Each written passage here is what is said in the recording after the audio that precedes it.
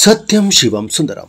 Home minister Amit Shah ನೇತೃತ್ವದಲ್ಲಿ ಎಂಎಚ್ಐ ಕಡೆಯಿಂದ ದೇಶದ ಎಲ್ಲಾ ರಾಜ್ಯಗಳಿಗೆ ಮತ್ತು ಯೂನಿಯನ್ ಟೆರಿಟರಿಗೆ ಒಂದು 6 ಇನ್ಸ್ಟ್ರಕ್ಷನ್ ಕಳಿಸಲಾಗಿದೆ. Detect, detain, depart.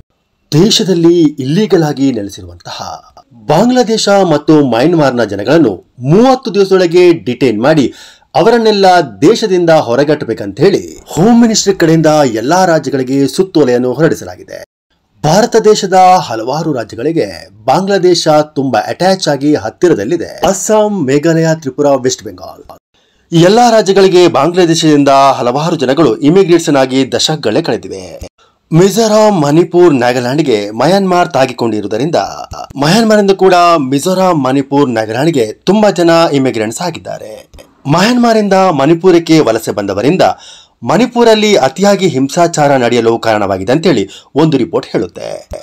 ಪಾಕಿಸ್ತಾನದಿಂದ ಬಾಂಗ್ಲಾದೇಶ ಡಿವೈಡ್ ಆದ ನಂತರ ಬಾಂಗ್ಲಾದೇಶದಿಂದ ಇಲ್ಲಿಗಲ್ ಆಗಿ ಇಮಿಗ್ರೆಂಟ್ಸ್ ಆಗಿ ಹಲವಾರು ವರ್ಷಗಳಿಂದ ಇನ್ಫ್ಯಾಕ್ಟ್ 40 ವರ್ಷಕ್ಕಿಂತಲೂ ಮೇಲ್ಪಟ್ಟು ಎಲ್ಲಾ ರೀತಿಯ ಡಾಕ್ಯುಮೆಂಟೇಶನ್ಗಳನ್ನು ಮಾಡಿಸಿಕೊಂಡು ಭಾರತ ದೇಶದಲ್ಲೂ ಇವರೆಲ್ಲ ಇಲ್ಲಿಗಲ್ ಆಗಿ ನೆಲೆಸುತ್ತಿದ್ದಾರೆ. ಓಟಿನ ಆಸೆಗೋಸ್ಕರ ಆಯಾ ರಾಜ್ಯದ ಸರ್ಕಾರಗಳು ಇವರುಗಳಿಗೆ ಇಂಡೈರೆಕ್ಟ್ ಆಗಿ ಸಪೋರ್ಟ್ ಮಾಡ್ತಾರೆ. ಇದಕ್ಕೆ ದೊಡ್ಡ ಉದಾಹರಣೆ ಮಮತಾ ಬ್ಯಾನರ್ಜಿ. ನಮ್ಮ ದೇಶದೊಳಗೆ ಇಷ್ಟೊಂದು ದೊಡ್ಡ ಮಟ್ಟಿನಲ್ಲಿ ಜನಸಂಖ್ಯೆ ಇರುವಾಗ ಬೇರೆ ದೇಶದಿಂದ ಇಲ್ಲಿಗಲ್ ಆಗಿ ಬಂದವರನ್ನು ಸಹಿಸಿಕೊಳ್ಳುವ ಅಗತ್ಯವೇನಿದೆ? ಇದಕ್ಕೆಲ್ಲ ಕಡಿವಾಣ ಹಾಕಲು ಮೋದಿ ಸರ್ಕಾರ ಕೊನೆಗೂ ನಿರ್ಧಾರ ಮಾಡಿದೆ. 30 ದಿನದ ಡೆಡ್ಲೈನ್ ನಲ್ಲಿ ನಿಜವಾಗ್ಲೂ ಭಾರತ ಸರ್ಕಾರ ಬಾಂಗ್ಲಾದೇಶ ಮತ್ತು ಮಯನ್ಮಾರ್ನ ಜನಗಳನ್ನು ವಾಪಸ್ ಕಳಿಸಲು ಸಾಧ್ಯವಿದೆಯಾ? ಮಯನ್ಮಾರಲ್ಲಿ ಆಲ್ರೆಡಿ ರೋಹಿಂಗ್ಯಾ ರಿಫ್ಯೂಜೀಸ್ಗಳ ಇಶ್ಯೂಸ್ ನಡೀತಾ ಇದೆ. ಬಾಂಗ್ಲಾದೇಶ ಮತ್ತು ಮಯನ್ಮಾರ್ ಕಡೆಯಿಂದ ಇಲ್ಲಿಗಲ್ ಆಗಿ ನೆಲೆಸಿರುವಂತಹ ಪಬ್ಲಿಕ್ ಅನ್ನು ಡಿಟೆಕ್ಷನ್ ಮಾಡಲು ಎಲ್ಲಾ ರಾಜ್ಯಗಳಿಗೆ 30 ದಿನದ ಡೆಡ್ಲೈನ್ ಅನ್ನು ಕೊಡಲಾಗಿದೆ. ಸರ್ಕಾರದ ಆದೇಶದಲ್ಲಿರುವ ಪಾಯಿಂಟ್ಗಳನ್ನು ನೋಡೋಣ.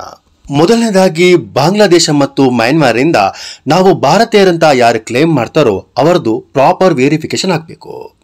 ಇದರಲ್ಲಿ ದೊಡ್ಡ ಮಟ್ಟಿನ ಚಾಲೆಂಜ್ ಅಂದ್ರೆ 30-40 ವರ್ಷಗಳಿಂದ ಇಲ್ಲಿಗಲ್ ಆಗಿ ಇಮಿಗ್ರೆಂಟ್ಸ್ ಆಗಿವರನ್ನು ವೆರಿಫೈ ಮಾಡೋದು.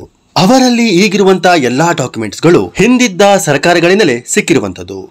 ದೇಶದ ಎಲ್ಲಾ ರಾಜ್ಯಗಳ ಎಲ್ಲಾ ಡಿಸ್ಟ್ರಿಕ್ಟ್ಗಳಲ್ಲಿ ಡಿಟೆಕ್ಷನ್ ಸೆಂಟರ್ ಅನ್ನು ಓಪನ್ ಮಾಡಲು ಸರ್ಕಾರ ಆದೇಶ ಕೊಟ್ಟಿದೆ.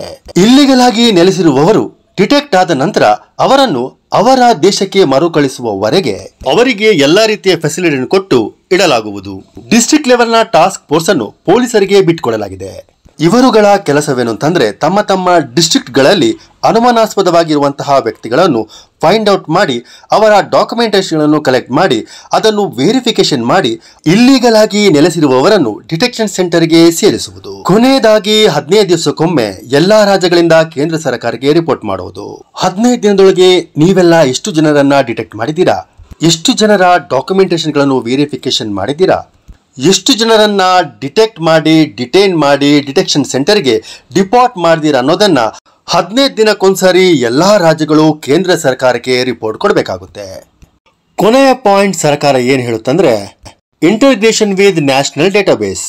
ಅಂದ್ರೆ ಯಾವುದೋ ಒಬ್ಬ ವ್ಯಕ್ತಿಯನ್ನು ಇಲ್ಲಿಗಲ್ ಇಮಿಗ್ರೆಂಟ್ ಅಂತ ಡಿಕ್ಲೇರ್ ಮಾಡಿದ ನಂತರ ಅವರ ಡೀಟೇಲ್ಸ್ ಅನ್ನು ಸೆಂಟ್ರಲ್ ಡಿಪೋರ್ಟಿವ್ ಪೋರ್ಟಲ್ ಅಲ್ಲಿ ಅಪ್ಲೋಡ್ ಮಾಡೋದು. ಯಾರ್ಯಾರನ್ನು ನಾವು ಭಾರತ ದೇಶದಿಂದ ಹೊರ ಕಳಿಸಿದೆವೋ ಅವರ ಎಲ್ಲಾ ಡೀಟೇಲ್ಸ್ ಅನ್ನು ಎಲ್ಲಾ ಏಜೆನ್ಸಿಗಳಿಗೆ ಶೇರ್ ಮಾಡಲಾಗುವುದು. ಉದಾಹರಣೆಗೆ Aadhaar, election commission, voter ID, ministry of external affairs ಅಂದ್ರೆ ಪಾಸ್ಪೋರ್ಟ್ ಮಾಡುವಂತಹ ಏಜೆನ್ಸಿ ಆಗಿರ್ಬೋದು.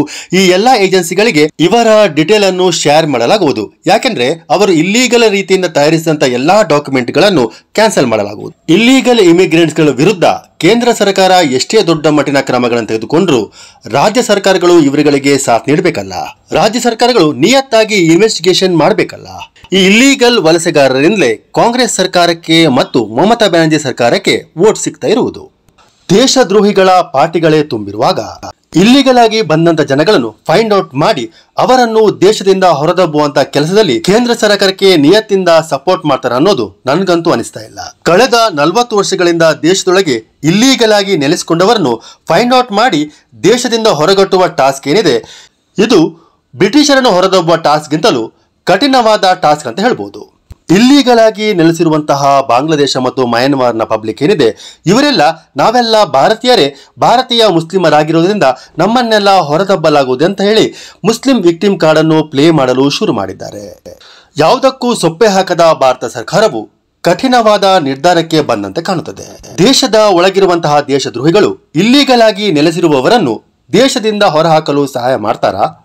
ಭಾರತ ಸರ್ಕಾರ ದೇಶದೊಳಗೆ ಇಲ್ಲೀಗಲ್ ಆಗಿ ನೆಲೆಸಿರುವಂತಹ ಪಾಕಿಸ್ತಾನ, ಬಾಂಗ್ಲಾದೇಶ, ಮಯನ್ಮಾರ್ನ ಜನಗಳನ್ನು ಸಕ್ಸಸ್ಫುಲ್ ಆಗಿ ಭಾರತ ದೇಶದಿಂದ ಹೊರಗಟ್ಟಬಹುದಾ? ನಿಮ್ಗೇನ್ ಅನಿಸ್ತದೆ? ಕಮೆಂಟ್ ಮಾಡಿ ತಿಳಿಸಿ. ನಾನು ಸಖತ್ ಹರಿಶ್ಚಂದ್ರ. ಜೈ ಹಿಂದ್, ಜೈ ಕರ್ನಾಟಕ.